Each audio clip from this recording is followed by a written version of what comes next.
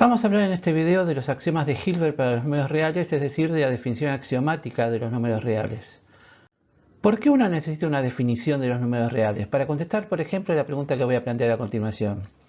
Una manera de generar un número irracional es, por ejemplo, escribir su secuencia de decimales siguiendo alguna regla que nos garantice que esa secuencia justamente no va a ser va a ser infinita y no periódica. De esa manera nos aseguramos, como digo, que el número sería irracional. Un ejemplo estamos viendo ahí en la diapositiva que dice así. Tomamos este número, 0,1, detrás del 1 un 0, después otro 1, después dos ceros, otro 1, tres ceros, otro 1, cuatro ceros y así sucesivamente. Justamente como la cantidad de ceros va aumentando, eso nos garantiza que el número que estamos escribiendo va a ser irracional. Pero la pregunta en realidad es, ¿cómo podemos asegurar que esa expresión realmente representa un número? ¿Cómo podemos estar seguros de que eso es un número real? O, más en general, digamos que tomamos una secuencia arbitraria de dígitos de 1, de 2, de 3, de 4, de 5, etc. Podemos, por ejemplo, generarlos aleatoriamente. Podemos, por ejemplo, tirar un dado de 10 caras e ir generando los dígitos a partir de los números que salgan en ese dado. Y ahora volvamos a la misma idea de antes. Escribimos la expresión 0, D1, D2, D3, D4, D5, etc. Esa expresión, no importa cómo elijamos los dígitos, aunque sea aleatoriamente, ¿siempre va a representar un número real? Esa es la pregunta. La respuesta es que sí. Efectivamente siempre va a representar un número real, pero para poder estar seguros de eso, lo que necesitamos precisamente es una definición de los números reales, que es de lo que que es de lo que vamos a hablar justamente a continuación. Históricamente, la necesidad de definir rigurosamente los números reales surgió a fines del siglo XIX como consecuencia del proceso de fundamentación del análisis. ¿Qué es este proceso? Hablemos de esto un poquito porque es interesante. El análisis matemático surge a fines del siglo XVII, creado por Newton y Leibniz, pero esa primera versión del análisis no era muy rigurosa lógicamente, o sea, su base lógica era bastante endeble, porque esa primera noción, esa primera creación del análisis se basaba en una noción que era la de número infinitamente pequeño. El concepto de límite que tenemos tan asociado a la idea de análisis matemático hoy en día no existía en el siglo XVII, sino que, insisto, esa noción estaba representada, digamos así, por la noción de número infinitamente pequeño, una noción imprecisa y prácticamente autocontradictoria, lo que llevó a que a lo largo de los siglos XVII y XVIII empezaran a encontrarse en el análisis contradicciones, paradojas que llevaron en el siglo XIX a la necesidad de una fundamentación rigurosa del análisis. Como resultado de este proceso de fundamentación, el análisis fue perdiendo su base geométrica. La primera versión del análisis, la de Newton y Leibniz, estaba fuertemente basada en conceptos geométricos. En realidad, toda la matemática estaba fuertemente basada en conceptos geométricos, y a lo largo del siglo XIX esa base geométrica se fue perdiendo y fue siendo reemplazada por una base algebraica. O sea, el análisis comenzó a hacer ya no un análisis de curvas como era hasta ese momento, sino un análisis de fórmulas. El análisis empezó a basarse en formas y en números. Entonces, justamente como base fundamental de todo ese edificio lógico, fue necesario a fines del siglo XIX dar una fundamentación rigurosa para los números, específicamente para los números reales. El problema de dar una definición rigurosa de los números reales y específicamente una definición que no se basara en conceptos geométricos se conoció como el problema del continuo, porque continuo es como se llamaban los números reales en el siglo XIX. Muchos matemáticos participaron de este proceso, entre ellos los que están mencionados ahí, Cantor, Dedekind, Russell, también Weierstrass y otros. Y algunos de estos matemáticos, particularmente Cantor, Dedekind y Russell, se inclinaban por una definición genética de los números reales. ¿Qué es una definición genética? En una definición genética se definen primero los números naturales, por ejemplo a partir de nociones conjuntistas. A partir de los naturales se definen los enteros, a partir de los enteros los racionales y finalmente los reales. En cada paso, las propiedades de los números, los teoremas relacionados con esos números se van definiendo a partir de las propiedades del conjunto anterior. Esa es la definición genética de los números reales, que es una definición posible. Pero David Hilbert, gran matemático alemán, se inclinaba por una definición axiomática. En una definición axiomática, las propiedades de los números se postulan desde el principio, digamos así, como axiomas, justamente. Hilbert entonces se inclinaba por este tipo de definición y de hecho Hilbert se inclinaba por una definición axiomática para todas las ramas de la matemática. De hecho, en la década de 1920, como consecuencia de los problemas, de todo el debate surgido por el problema llamado de la crisis de los fundamentos, Hilbert propuso que esa fuera la forma de la matemática, que todas las ramas de la matemática se basaran en axiomas. Es interesante mencionar que hasta el siglo XIX la única rama de la matemática que estaba basada en axiomas era la geometría de Euclides. Todas las demás ramas de alguna manera se apoyaban en la geometría. Lo que Hilbert quería entonces, lo que Hilbert propuso, es que cada rama de la matemática se basara en su propio sistema de axiomas y finalmente, después de muchas peripecias, digámoslo así, esa visión terminó imponiéndose y hoy en día efectivamente toda rama de la matemática tiene sus propios axiomas y de hecho es por ese motivo que en la actualidad se prefiere para los números reales la definición axiomática tal como la propuso Hilbert y usando prácticamente los mismos axiomas que propuso Hilbert en el año 1900. En realidad, paradójicamente, aunque la idea del problema de continuo era dar una definición de los números reales desprovista de toda base geométrica, digo, paradójicamente, la definición axiomática de Hilbert, en cierto modo, está inspirada en la geometría.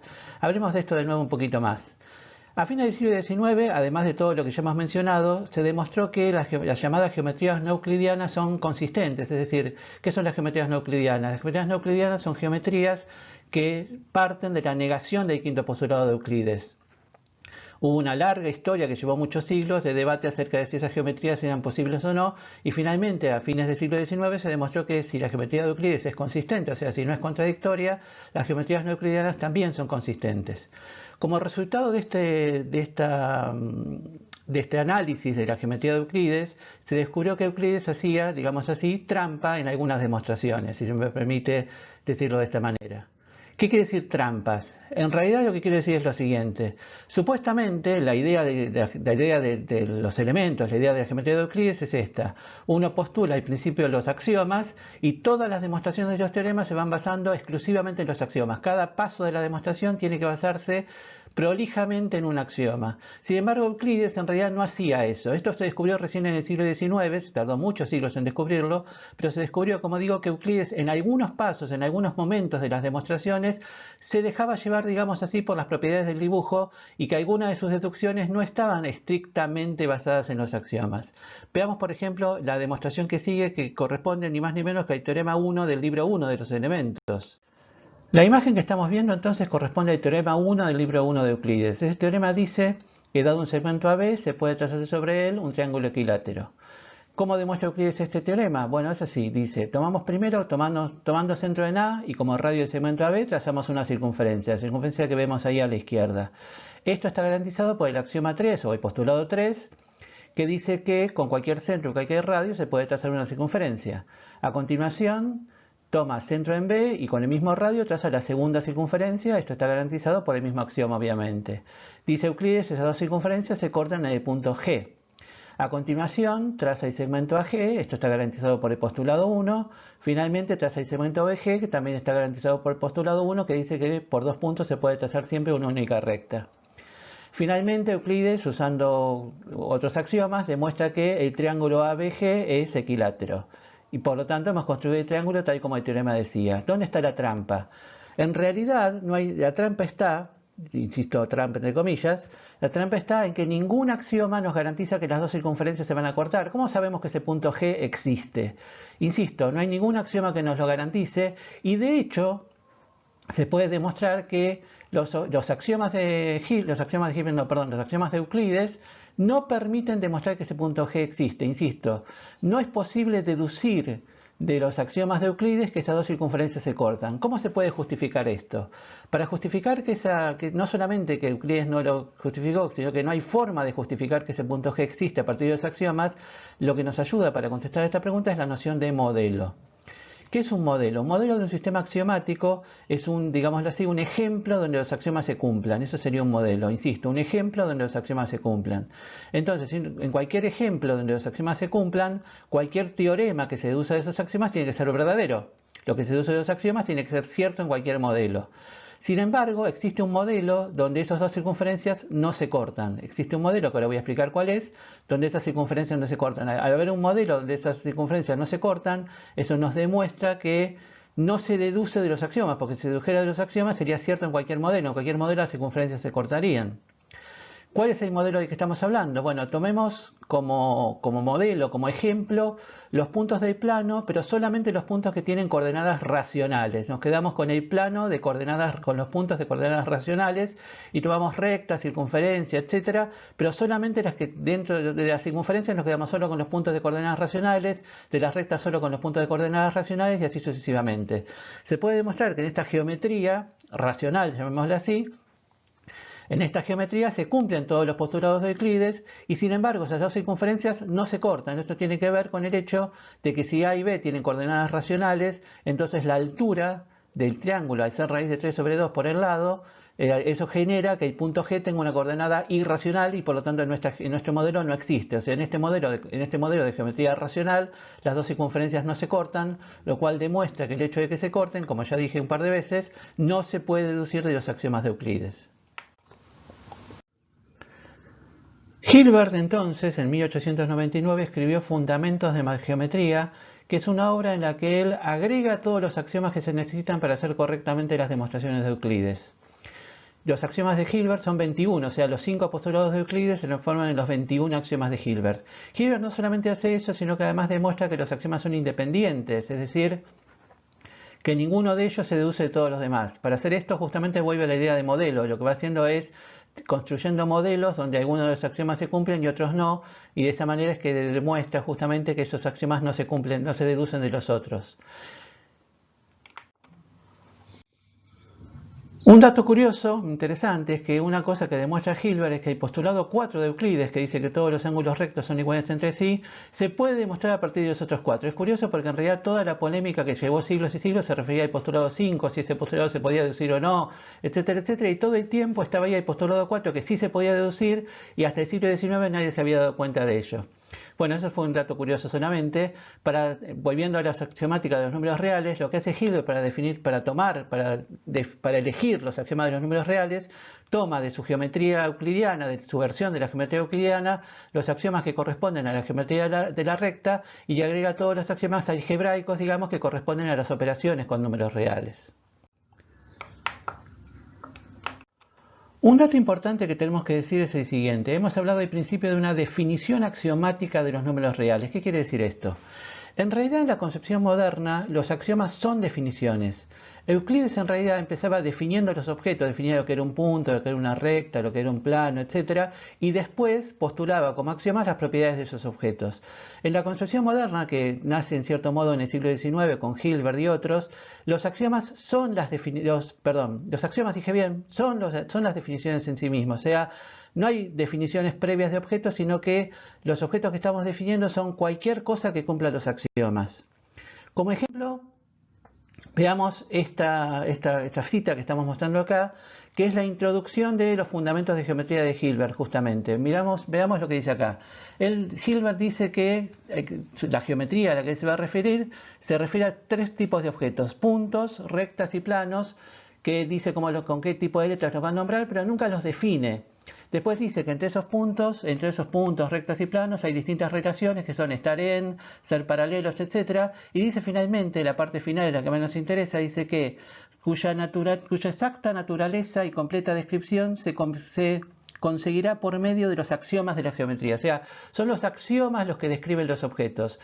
Los objetos, recta, plano, punto, etc., son cualquier cosa que cumpla los axiomas. No hay una definición previa. De hecho, hay una cita que se le atribuye a Hilbert, donde él diría, según esta cita, él dice que donde dice punto y plano, bien podría decir vaso de cerveza y mesa. O sea, los axiomas pueden estar refiriéndose a cualquier objeto siempre y cuando ese objeto justamente cumpla los axiomas. Bueno, ahora sí, finalmente comencemos con la definición axiomática de los números reales. La definición dice así: los números reales son los elementos de un conjunto al que llamamos R, en el que está definida una operación llamada suma, una operación llamada producto y una relación de orden que satisfacen los siguientes axiomas. Una aclaración importante que está hecha ahí es que cuando uno trabaja con el enfoque axiomático tiene que, digamos así, fingir que uno se olvidó todas las propiedades que tienen los números reales. Nosotros en realidad conocemos los números reales desde hace mucho tiempo y tenemos en mente todas sus propiedades. Tenemos que olvidarnos de eso. Lo único que sabemos, lo único que vamos a saber de ahora en adelante es lo que nos digan los axiomas y lo que podremos deducir de esos axiomas y nada más. Si no, estaríamos haciendo las mismas trampas que hace Euclides, dejándonos llevar por lo que sabemos y sacando deducciones que los axiomas no nos permiten sacar. Comencemos entonces con los axiomas de la suma. Los axiomas nos dicen que, acá tenemos los dos primeros axiomas, son 4 en total. El primer axioma dice que la suma es conmutativa. El segundo axioma dice que la suma tiene un elemento neutro, o sea, un elemento que si se suma un x y se suma ese neutro, vuelve a dar x. Se puede demostrar, como dice ahí también, que ese neutro es único y se lo llama cero. O sea, cero es el nombre que se le da al único neutro de la suma. Entonces, este axioma nos dice que 0 es un número real. Es decir, ¿cómo sabemos que el 0 es un número real? Porque podemos demostrar su existencia a partir de los axiomas de la suma. Entonces, en este momento, el único número real que conocemos es el 0. Aquí tenemos los otros dos axiomas de la suma. El tercer axioma nos dice que todo número real tiene al menos un inverso aditivo, o sea, un elemento que operado con él nos da el neutro. Se puede demostrar, como dice ahí, que ese inverso aditivo es único y al inverso de x se lo llama menos x.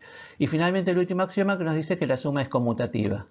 Una pregunta que suele surgir cuando uno explica esto es si no debería haber algún axioma que hable de una ley de cierre, o sea, algún axioma que nos diga que la suma de dos números reales es siempre un número real. ¿No debería haber un axioma que diga eso?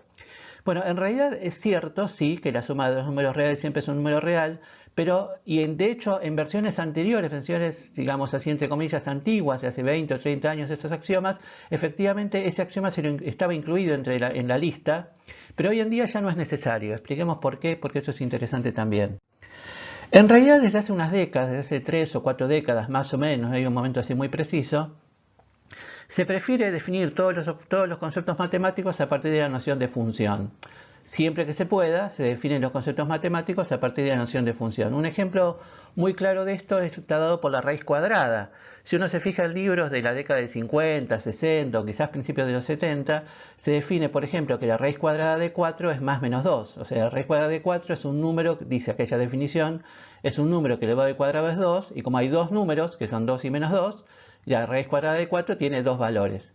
Sin embargo, justamente a partir de, como digo, década de 60, principios de 70, para que la raíz cuadrada sea una función, la raíz cuadrada se define como función y para que sea una función se elige solo uno de esos dos valores. Entonces se define la raíz cuadrada de 4 como el único número positivo que elevado al cuadrado es 2, que elevado al cuadrado es 4, perdón. O sea, se define la raíz cuadrada de 4 como 2, solamente 2 y no más menos 2. Otro ejemplo parecido se da con el logaritmo.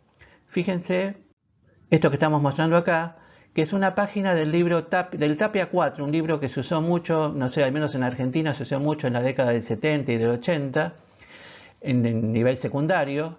Este libro define, lo que estamos mostrando ahí es la definición que da el libro para el logaritmo. Ese libro dice que el logaritmo en base b de a es n, si solo si b a la n es igual a a, sin dar ninguna restricción para a, b y n. O sea, siempre y cuando se cumpla esa relación b a la n es a, se puede decir que el logaritmo en base b de a es n. O sea, simplemente es una, insisto, relación entre tres números. Y si se fijan los ejemplos que están ahí destacados abajo, toma el libro de Tapia, no por error, sino porque así se lo pensaba en ese momento, admite que el logaritmo puede tener una base negativa y que el argumento también puede ser negativo. O sea, por ejemplo, si ven el ejemplo que está ahí abajo a la izquierda, dice Tapia que como ejemplo el logaritmo en base menos 2 de menos 8 es 3. O sea, la base puede ser menos 2 y el logaritmo puede estar aplicado a menos 8. Eso, sin embargo, hoy en día se considera erróneo. Hoy en día se dice que el logaritmo solamente puede tener una base positiva, y además distinta de 1, y que el argumento solo puede ser, o sea, el dominio de la función tiene que ser necesariamente los números reales positivos. ¿Por qué? ¿Por qué se produjo este cambio? O sea, Tapia, insisto en esto que dije hace un momento al pasar, lo que dice Tapia en el momento en que lo estaba diciendo era correcto, no es que el libro de Tapia tenía un error, sino que así se pensaba el logaritmo en ese momento. Pero posteriormente, como decía recién, como hacía hace un momento también, se empezó a preferir definir todos los conceptos matemáticos siempre que se pudiera a partir de la idea de función. El logaritmo empezó a definirse como la inversa de la función exponencial. O sea, uno tiene la función a a la x y el logaritmo en base a es la función inversa de esa función exponencial. A su vez, para que la función exponencial no tenga problemas con su dominio, con valores posibles de x y demás, se considera que la base en ese a la x, la base de la función exponencial solo puede ser un número positivo y mayor que mayor que 0 y distinto de 1. El positivo en realidad es porque si la base fuera, por ejemplo, menos 1, tendríamos problemas al calcular, por ejemplo, menos 1 al 1 medio. Entonces, para evitar esa clase de problemas, se toma que la base de la función exponencial tiene que ser necesariamente un número positivo y el logaritmo hereda esa restricción. El logaritmo, como es su función inversa, hereda esa restricción y hoy en día se admite solamente logaritmos con base positiva. Es por eso que esto que Tapia consideraba válido en la década del 80, hoy en día se considera erróneo, lo mismo que la raíz cuadrada como decíamos antes.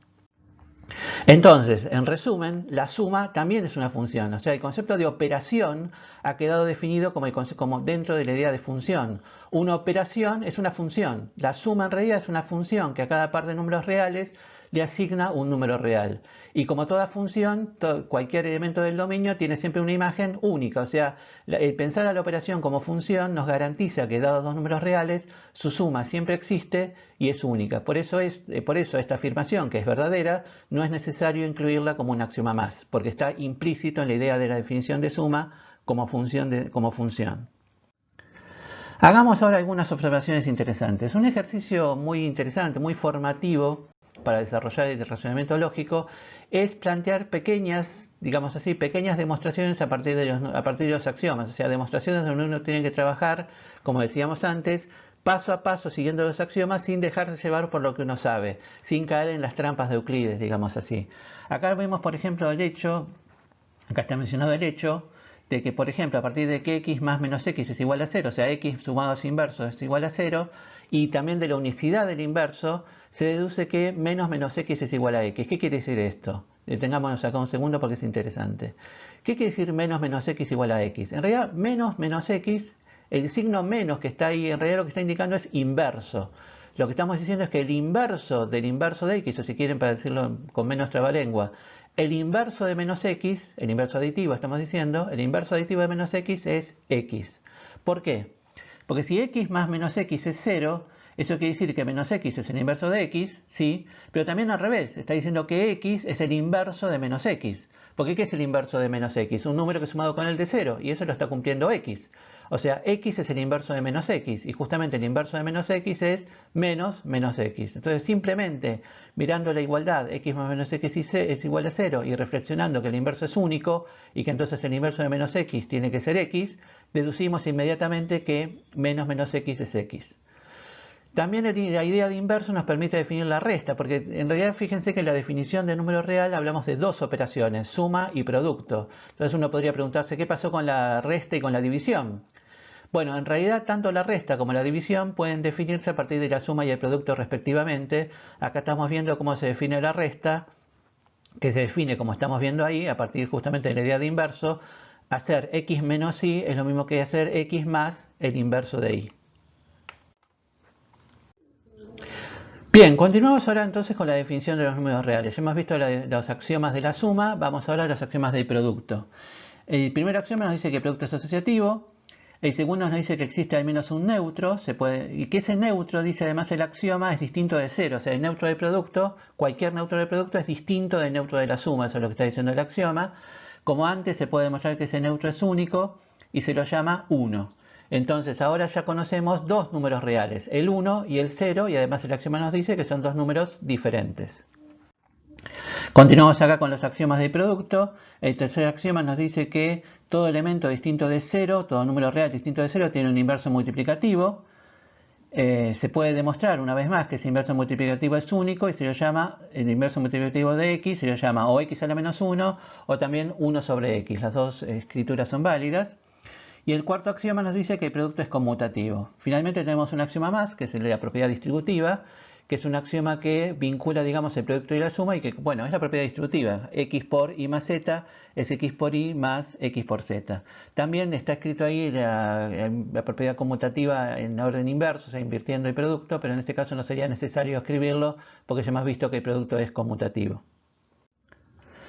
Veamos, dijimos antes que un buen ejercicio, un ejercicio muy formativo, es hacer pequeñas demostraciones a partir de los axiomas, siguiendo paso a paso. La idea fundamental del ejercicio es que uno pueda seguir paso a paso, ver que en cada paso de la demostración uno está siguiendo estrictamente los axiomas y no está incluyendo nada fuera de los axiomas.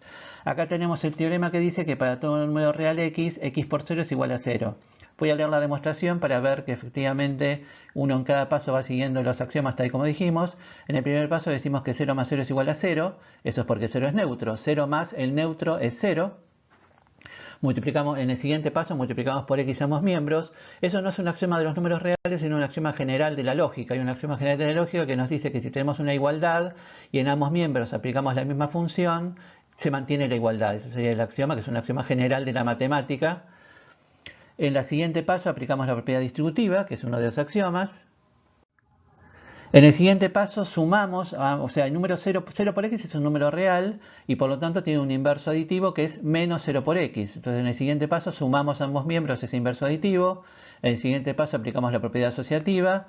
Después decimos que 0 por x más menos 0 por x por definición de inverso da 0 y como 0 es neutro finalmente llegamos en el último paso a que efectivamente 0 por x es igual a 0. O sea, hemos demostrado el teorema que queríamos probar siguiendo, como se ha visto, paso a paso estrictamente los axiomas sin hacer ninguna, entre comillas, trampa. Veamos otra demostración. Esta demostración nos dice que 0 no tiene inverso multiplicativo. 0 no tiene inverso multiplicativo. En realidad el axioma correspondiente dice que los números que son distintos de 0 sí tienen inverso multiplicativo, pero no dice nada que pasa con el 0. O sea, el axioma dice los distintos de 0 tienen, pero del 0 no está hablando. Bueno, ahora el teorema nos va a demostrar que el 0 efectivamente no tiene inverso multiplicativo. Lo demostramos por el absurdo. Supongamos que sí tuviera inverso multiplicativo y que 0 sí tuviera y lo llamamos x. Entonces, por definición, 0 por x debería ser 1. El inverso multiplicativo del 0 sería un número que multiplicado por 0 da 1.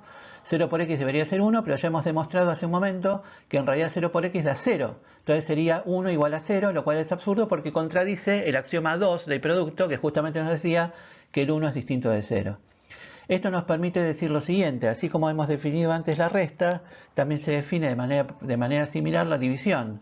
X dividido y se define como x por el inverso multiplicativo de y. Justamente, si eso se puede hacer si y es distinto de 0. Entonces, ¿por qué? Porque si el y fuera 0, como el 0 no tiene inverso multiplicativo, eso nos está diciendo que no se puede dividir por 0. O sea, para decirlo bien claramente, dividir por 0 sería multiplicar por el inverso multiplicativo de 0. Como eso no existe, entonces no se puede dividir por 0. Continuamos con la definición de los números reales. Hemos hablado ya de los axiomas de la suma, los axiomas del producto, nos faltan los axiomas del orden, que son 4, tenemos aquí a la vista. El primer axioma del orden nos dice que el orden es transitivo. El segundo habla de lo que se conoce como la ley de tricotomía, que dice que si x e y son dos números reales cualesquiera, entonces siempre se cumple una y solo una de estas relaciones, o x es igual a y, o x es menor que y, o y es menor que x. El tercer axioma se lo conoce como el axioma de compatibilidad con la suma, que nos dice que en una desigualdad, si sumamos cualquier número a ambos miembros, la desigualdad se mantiene. Obviamente también vale para la resta, porque restar en realidad es sumar. Y el último axioma es la compatibilidad con el producto, que nos dice que si x es menor que y z es mayor que 0, entonces x por z es menor que y por z. O sea, si multiplicamos ambos miembros por un número positivo, z mayor que 0 quiere decir positivo, si multiplicamos por un número positivo, la desigualdad se mantiene. En realidad el cuarto axioma también habla de la división. Como dividir es multiplicar por el inverso multiplicativo, el axioma 4 también nos dice que si dividimos ambos miembros por un número positivo, la desigualdad se mantiene. ¿Qué pasa si multiplicamos por un número negativo? Bueno, aquí estamos viendo que se puede demostrar, o sea, es un teorema que se demuestra a partir de los axiomas, que si multiplicamos ambos miembros de una desigualdad por un número negativo, la desigualdad se invierte. En realidad estos axiomas estos axiomas y el teorema que acabamos de mencionar, justifican las reglas que uno usa al resolver una inecuación. Eso es interesante, cómo justamente estos axiomas y el teorema justamente justifican esta forma de operar al resolver una inecuación. Vamos entonces a mostrar cómo uno puede ir siguiendo paso a paso, siguiendo los axiomas y el teorema, resolver la inecuación 1 menos 3x menor que 2. Como está aclarado ahí, en este ejemplo estamos haciendo un poquito de trampa porque estamos usando el número 3 y el número 2 que todavía no hemos definido, en realidad todavía no han aparecido. Pero bueno, simplemente es un ejemplo que viene a cuento de cómo se resuelve una inecuación. Nos estamos saliendo por un minutito de la definición rigurosa axiomática de los números reales. Tenemos aquí entonces la resolución de la inecuación. Tenemos 1 menos 3x menor que 2. Por ejemplo, una cosa que podría hacer ahí es pasar el 1 restando, diría. Bueno, en realidad pasar el 1 restando, esto entre comillas, es sumar a ambos miembros el inverso aditivo de 1 que existe por uno de los axiomas de la suma. Entonces sumamos el inverso aditivo de uno de ambos miembros, operamos, aplicamos propiedad asociativa, etc. Y nos queda, como vemos ahí, que menos 3x es menor que 1. Multiplicamos ambos, o sea, ahora deberíamos pasar dividiendo el menos 3. Pasar dividiendo el menos 3 en realidad es multiplicar ambos miembros por el inverso multiplicativo de 3, o de menos 3, mejor dicho, que es menos un tercio. O sea, multiplicamos ambos miembros por menos un tercio y acá es la parte que quería destacar. Como menos un tercio es negativo, la desigualdad se da vuelta. La desigualdad se invierte. O sea, justamente este paso que estamos viendo acá es lo que justifica lo que uno suele decir, que si uno multiplica o divide, si uno pasa multiplicando o dividiendo en una inecuación un número negativo, la desigualdad se invierte. En realidad lo que uno está haciendo es multiplicar a ambos miembros por un número negativo y el teorema nos dice que la desigualdad se invierte. Bueno, finalmente llegamos a la conclusión de que la solución es que x tiene que ser mayor que menos un tercio. El paso importante entonces es ese, cuando uno pasa multiplicando o dividiendo un número negativo, lo que está haciendo en realidad es multiplicar ambos miembros por un número negativo y por lo tanto por ese motivo la desigualdad es que se invierte. Veamos ahora un teorema, siguiendo nuevamente, volvamos a la idea de la definición axiomática, a la idea de demostrar los teoremas siguiendo paso a paso los axiomas, y vamos a demostrar este teorema que dice que 1 es mayor que 0. Uno podría decir, ¿eso es un teorema? En general en matemática, en la práctica matemática usual, uno reserva la palabra teorema para las afirmaciones importantes, el teorema de Pitágoras, el teorema de Tales, el teorema de Bolzano. Pero cuando uno trabaja con el enfoque axiomático, en realidad se llama técnicamente teorema a cualquier cosa que se demuestre a partir de los axiomas. Aunque sea algo tan sencillo como que 1 es mayor que 0, como eso se demuestra a partir de los axiomas, eso es un teorema. Entonces en el enfoque axiomático están los axiomas y los teoremas, que son las cosas que se demuestran a partir de ellos, y lo único que conocemos es eso, los axiomas y los teoremas. Entonces vamos a demostrar que 1 es mayor que 0, y en realidad vamos a basarnos principalmente en la ley de tricotomía. O sea, la ley de tricotomía, que es el axioma 2 del orden, nos dice que si tenemos el número 1 y el número 0, se puede dar una y solo una de estas relaciones. O 1 es menor que 0, o 0 es menor que 1, o 1 es igual a 0. Lo que tenemos que hacer es descartar las dos que no nos interesan. En realidad que 1 es igual a 0, eso es falso, se descarta porque justamente el axioma, uno de los axiomas del producto nos dice que eso no es cierto, que 1 es distinto de 0. El axioma 2 del producto nos dice que 1 es distinto de 0, entonces podemos descartar esa tercera opción. Nos queda solamente por descartar que 1 es menor que 0. Ahí en las últimas dos líneas está hecho, supongamos por el absurdo que 1 fuera menor que 0. Si 1 es menor que 0, al multiplicar ambos miembros por 1, se invierte la desigualdad, nos queda que 1 es mayor que 0, ahí está hecha la deducción. Y entonces nos quedaría como conclusión que 1 es menor que 0 y al mismo tiempo que es mayor, ¿no? O sea, de que 1 es menor que 0 se deduce que también es mayor y eso a su vez contradice la ley de tricotomía, no se pueden dar las dos relaciones al mismo tiempo.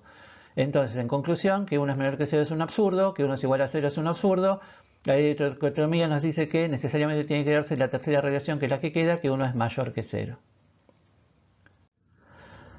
Que 1 sea mayor que 0 implica esto. Si sumamos 1 a ambos miembros, llegamos a que 1 más 1 es mayor que 1, que a su vez es mayor que 0. O sea, 1 más 1 es un número nuevo. Hasta ahora conocíamos el 0, conocíamos el 1, conocíamos el menos 1 y estamos demostrando ahora que 1 más 1 es un número distinto de todos ellos. 1 más 1 es un número nuevo que definimos, para sorpresa de todo el mundo, como 2. Entonces la definición dice que 2 se define justamente como 1 más 1. De la misma forma se puede demostrar que 2 más 1 es un número diferente, que se define como 3, 3 más 1 a su vez es un número diferente, que se define como 4, y así sucesivamente. Entonces de esta manera vamos definiendo dentro de los reales a los números naturales. Esto no es una definición genética porque no hemos empezado con los naturales, sino que tenemos los reales globalmente y dentro de los reales descubrimos el subconjunto que son los números naturales. Entonces vamos acá a demostrar un par de teoremas más. Un teorema que nos dice que 2 más 2 es igual a 4. Una vez más, eso normalmente uno no lo llamaría teorema, pero en el enfoque axiomático lo es porque se demuestra a partir de los axiomas. Bueno, ahí tenemos la demostración, que es una serie de igualdades. Partimos de 2 más 2, reemplazamos el 2 por su definición, que es 1 más 1, aplicamos la propiedad asociativa, llegamos a que eso da 3 más 1 y por definición 3 más 1 es igual a 4. El siguiente teorema es que menos 1 más 2 es igual a 1. Bueno, menos 1 más 2, ahí se ve de nuevo, estamos prácticamente aplicando las definiciones sucesivas. En algún momento aplicamos que menos 1 más 1 es igual a 0, eso es porque menos 1 es el inverso aditivo de 1, y finalmente llegamos entonces a que menos 1 más 2 efectivamente es 1. Esto es simplemente para demostrar cómo, en realidad la idea del enfoque axiomático es que todo lo que uno sepa de los números reales, o es un axioma o se deduce estrictamente de los axiomas. O sea, cosas tan básicas como que 2 más 2 es igual a 4 se demuestran a partir de los axiomas. Hemos entonces definido los números naturales. Si vamos aplicando el axioma que habla de la existencia del inverso aditivo, podemos definir también los enteros. O sea, el -1 es el inverso aditivo del 1, el -2 es el inverso aditivo del 2 y así sucesivamente. O sea, la aplicación sistemática de esos axiomas nos permite definir los enteros y a su vez la aplicación del axioma que habla del inverso multiplicativo nos permite definir los racionales. Por ejemplo, como estamos viendo ahí, el número racional 2/3 se define como 2 por 3 a la -1. O sea, hemos encontrado dentro de los reales a los naturales, los enteros y los racionales. ¿Qué pasa con los irracionales? ¿Cómo demostramos a partir de esos axiomas la existencia de irracionales? Bueno, la respuesta es que no se puede. Estos axiomas no permiten demostrar la existencia de los irracionales. ¿Por qué? De nuevo acá aparece la idea de modelo. En realidad los números, si uno toma los axiomas que hemos visto hasta ahora, los de la suma, los productos y el orden, esos mismos axiomas, si uno se fija, valen también en los racionales. O sea, los racionales son un modelo de estos axiomas, se diría técnicamente. Es decir, dicho más fácil, los racionales cumplen todos estos axiomas. Entonces, todo lo que hemos demostrado, todo lo que se demuestre a partir de estos axiomas, se puede demostrar también, es cierto también, mejor dicho, para los racionales. Todo lo que se demuestra de esos axiomas valen los racionales. Entonces, por ejemplo, ¿podríamos demostrar que existe raíz de 2? A partir de esos axiomas, ¿podríamos demostrar que existe raíz de 2? No, porque si pudiéramos demostrarlo, raíz de 2 existirían los racionales. O sea, dentro de los racionales habría un número que le va al cuadrado a 2. Y sabemos que eso no es cierto porque raíz de 2 es irracional. De hecho, todo lo que sea un número irracional no puede ser demostrada su existencia a partir de esos axiomas porque existirían los racionales. O sea, solo se puede demostrar la existencia de racionales. Entonces, por lo tanto, eso es lo que nos está diciendo, que todavía no tenemos una definición completa de los números reales, sino que necesitamos agregar más axiomas. De hecho, hay distintas formas, distintas maneras de agregar los axiomas que faltan. Vamos a seguir la manera que lo hizo Hilbert, que es con 2 axiomas. Hay una versión más moderna que usa un único axioma que de alguna manera resume a los dos, pero yo voy a tratar de ser fiel a la idea original de Hilbert y vamos a seguir con los axiomas de Hilbert. El primer axioma, de los dos que nos faltan, es el que se conoce como axioma de Arquímedes o axioma de arquimedianidad. Hay una aclaración que ahí está al lado del título, que hasta ahora no he estado mencionando, que dice que con estos axiomas que hemos visto, R es un cuerpo ordenado arquimediano. Me detengo un segundo en esto, es un nombre simplemente, pero puede ser interesante. Cualquier conjunto que cumpla los axiomas que hemos dado para la suma y el producto se llama un cuerpo, es una estructura algebraica, o sea, R es un cuerpo. Si uno agrega los axiomas de orden, tiene un cuerpo ordenado, y si uno agrega el axioma de Arquímedes, tiene lo que se llama un cuerpo ordenado y arquimediano. Este axioma dice así: si x es un número mayor que 0 y menor que y, o sea, tenemos dos números positivos, números reales positivos x e y, donde x es menor que y, entonces existe un número natural n, tal que n por x es mayor o igual que y. La versión geométrica, que es como la pensó Arquímedes originalmente, en realidad el axioma, pequeño comentario histórico, el axioma fue usado originalmente por Eudoxo, que es un siglo anterior a Arquímedes. Arquímedes de hecho reconoce que Eudoxo es el que usó ese axioma, pero Arquímedes lo usó tanto y tan bien que terminó asociado a Arquímedes. O sea, una de las tantas injusticias de la historia es llamar esto axioma de Arquímedes y no axioma de Eudoxo, pero así se lo llama, axioma de Arquímedes, y mantenemos ese nombre.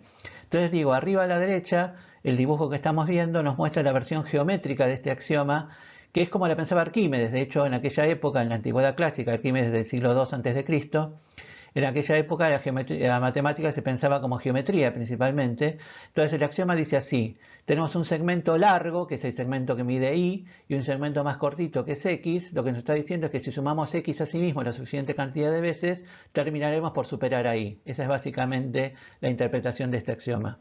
Una consecuencia importante de este axioma es lo que se llama la densidad de Q. La densidad de Q muchas veces se asocia a la densidad con la idea de que entre dos racionales hay un racional, lo cual es cierto, entre dos racionales hay un racional, pero la densidad en su forma más fuerte dice que entre dos reales hay un racional. O sea, si x e y son números reales, no importa que sean los dos racionales, uno racional, otro irracional, o los dos irracionales, entre dos números reales siempre hay un racional. Esa es la densidad, y esa densidad, no vamos a hacer la demostración porque sería un poco larga, se deduce del axioma de Arquímedes. Finalmente, el último axioma que nos falta es el llamado axioma de completitud. Con este axioma diremos que R es un cuerpo ordenado, arquimediano y completo. La versión geométrica intuitiva del axioma es que los números reales completan toda la recta numérica. O sea, si uno marca en la recta numérica los números racionales, como se sabe, si uno marca los racionales, esos no completan la recta. Uno sabe, digamos, saliéndose del enfoque axiomático, sabemos que quedan huecos. Ahora, lo que está diciendo el axioma intuitivamente, el axioma de completitud, es que si uno agrega los irracionales, ahora sí, racionales e irracionales completan toda la recta. No hay ningún punto de la recta que no le corresponda ningún número real. Pero bueno, justamente uno no puede dar esa versión del axioma porque recordemos que la idea del problema de continuo era dar una definición de los números reales que no utilizara ningún concepto geométrico, así que no podemos hablar de que los números reales completan toda la recta porque estaríamos basándonos fuertemente en un concepto geométrico. Entonces hay distintas formas de dar una versión rigurosa, no geométrica de este axioma. Yo voy a elegir esta que estoy mostrando acá, que no es la que eligió Hilbert y no es la que se suele preferir, pero a mí me gusta porque es la que usa los conceptos más sencillos posibles, y que dice así: toda sucesión creciente y acotada converge a un número real. O sea, una sucesión es uno tiene un número, otro número, otro número, otro número, otro número y así sucesivamente. Eso es una sucesión. Creciente quiere decir que cada número es mayor que el anterior o mayor o igual que el anterior. O sea, tiene un número, otro que puede ser que es más grande, igual o más grande, otro número que es igual o más grande y así sucesivamente. Creciente, bueno, la palabra creciente está diciendo claramente de lo que estamos hablando. Y acotada quiere decir que hay un número que es más grande que todos esos. O sea, básicamente lo que está diciendo es que ese crecimiento no llega hasta el infinito, digámoslo así, mal y pronto, sino que hay un número que es más grande que toda la sucesión. Lo que está diciendo todo ese axioma es que si yo tengo una sucesión creciente y acotada, los números que forman la sucesión se van acercando a un número real. Y hay un número real al cual esos términos de la sucesión se van acercando tanto como uno quiera. Eso es básicamente lo que está diciendo el axioma. Ahora sí, con todos estos axiomas, o sea, los axiomas del orden, los axiomas de la suma, del producto, del orden, la arquimedialidad y el axioma de completitud, ahora sí podemos finalmente demostrar la existencia de números irracionales. Antes de demostrar la existencia de irracionales, me gustaría comentar cómo esta versión formal de las sucesiones realmente representa la idea geométrica informal de que los reales completan toda la recta. Eso está explicado en esta diapositiva que estamos viendo. Imaginamos que tenemos la recta numérica. Tenemos la recta numérica y marcamos primero todos los puntos racionales. O sea, marcamos en algún lugar el 0, en otro lugar el 1 y así sucesivamente marcamos todos los racionales. Entonces lo que tenemos que justificar de alguna manera es que si agregamos los irracionales, entonces ahora sí todos los puntos van a tener algún número que le corresponda. Todos los puntos de la recta van a corresponderse con algún número. Entonces supongamos que haya un punto P, ahí está en el dibujo el punto P, al cual no le correspondió ningún número racional. Supongamos que a ese P no le correspondió ningún número racional. ¿Cómo podemos demostrar que le corresponde un irracional? Entonces lo que dice el razonamiento sería así. A la izquierda de P hay un racional R1. Como los racionales son densos, están por todas partes, a la izquierda de P hay un R1. Ahora, entre R1 y P tiene que haber un racional R2. Porque nuevamente por la densidad, entre R1 y P hay un racional R2. Y entre R2 y P hay un racional R3. Y entre R3 y P hay un R4 y un R5 y un R6 y un R7 y así sucesivamente, todos racionales que se van aproximando cada vez más a P. Esos racionales, R1, R2, R3, forman una sucesión creciente y acotada. Esa sucesión converge a un número por el axioma. El axioma dice que hay un número al cual esa sucesión se va acercando. Bueno, ese es el número justamente al que le corresponde P. O sea, a P le corresponde el número, que va a ser irracional necesariamente, al que va convergiendo la sucesión R1, R2, R3, etc. En todas sus versiones, como decía antes, el axioma de completitud tiene muchas versiones posibles. En todas ellas siempre la idea central es esta que estamos viendo acá, que cualquier irracional se obtiene como un límite de una sucesión de racionales. En todas las versiones siempre la idea es la misma. Ahora sí vamos a demostrar que existen números irracionales y concretamente vamos a contestar la pregunta que habíamos planteado al principio. ¿Cómo sabemos que la expresión 0,10, etcétera, etcétera, representa un número real? Bueno, en realidad esa expresión es, por definición, el límite de esta sucesión. Vamos tomando como las sucesivas aproximaciones racionales de ese número. Tomamos 0,1, después tomamos 0,101, después tomamos 0,101001 y así sucesivamente. Esos números forman una sucesión creciente y acotada, porque ninguna pasa de 1, por ejemplo. O sea, es una sucesión creciente y acotada y por lo tanto, por el axioma de completitud es convergente. Hay un número al cual esa sucesión se va acercando y ese número es la expresión que escribimos. O sea, ¿cómo sabemos que es un número real? Porque es el límite al cual va convergiendo la sucesión creciente y acotada que estamos viendo ahí. La demostración de la existencia de raíz de 2 es parecida. O sea, raíz de 2 es un número real que elevado al cuadrado, un número positivo que elevado al cuadrado es igual a 2. Lo que uno va haciendo para demostrar que ese número existe es construir una sucesión que va convergiendo a él, una asociación de racionales que converge al número que uno está queriendo demostrar su existencia. En general, normalmente cuando uno demuestra que existe un número irracional, procede de esa manera. Define una asociación de racionales que vaya convergiendo a él. ¿Se necesitan más axiomas? Yo dije que no, pero ¿cómo podemos estar seguros? ¿Cómo podemos estar seguros de que ya con esos axiomas quedan totalmente caracterizados los números reales? Bueno, eso se debe a un teorema que está ahí enunciado que dice que todo cuerpo ordenado, arquimediado y completo, o sea, todo cuerpo que cumple los axiomas, todo conjunto que cumple los axiomas que hemos dado, es isomorfo a R. O sea, cualquier conjunto que cumpla esos axiomas es esencialmente R. Quizás escrito de otra manera, que esos elementos se escriban de otra manera, quizás las operaciones se escriban con otros símbolos, pero esencialmente un conjunto que cumpla todos esos axiomas es R. O sea, de esta manera hemos caracterizado, se dice en matemática, totalmente el conjunto R. Nuestra definición finalmente está terminada. Para terminar, hagamos algunas reflexiones finales. Las reflexiones dicen así: para la concepción actual de la matemática surge principalmente de 4 hitos fundamentales. Los 2 primeros estamos viendo aquí, que son los descubrimientos de las geometrías no euclidianas, que ya hemos mencionado, y la fundamentación del análisis matemático, que también ya hemos mencionado. Estos 2 hitos en realidad contribuyeron a desplazar a la geometría de Euclides como base de la matemática e impusieron un aspecto más algebraico de la matemática. O sea, se produjo lo que podríamos llamar la aritmetización del análisis y en general la aritmetización de la matemática, que puso el énfasis en los números y en las fórmulas, digamos así, y quitó de la base de la matemática prácticamente todos los aspectos geométricos. Como resultado de eso, además, la base de la matemática pasó a estar en la teoría de conjuntos de Cantor, o sea, el lugar que ocupaba la geometría de Euclides como base de la matemática pasó a estar ocupado por la teoría de conjuntos de Cantor.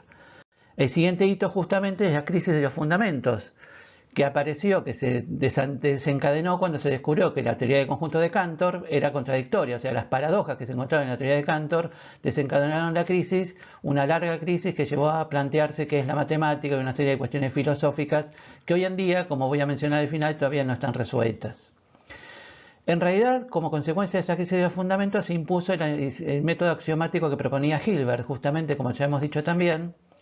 Hilbert proponía que toda rama de la matemática estuviera basada en axiomas, y eso es lo que sucede hoy en día. Hoy en día toda rama de la matemática está basada en axiomas. Ahora, cualquier axioma, ¿qué condiciones tiene que cumplir un axioma, un sistema de axiomas para que sea válido? ¿De dónde salen esos axiomas?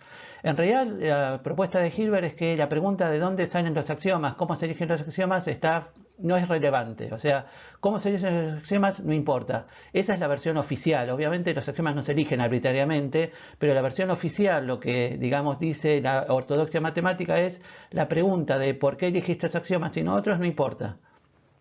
Los axiomas se eligen porque sí, vos créeme que son estos y punto. Son simplemente las reglas de juego de la teoría y nada más. La condición que tienen que cumplir los axiomas para que sean válidos es que tienen que ser consistentes. O sea, uno tiene que estar seguro de que los axiomas no tienen que llevar a ninguna contradicción.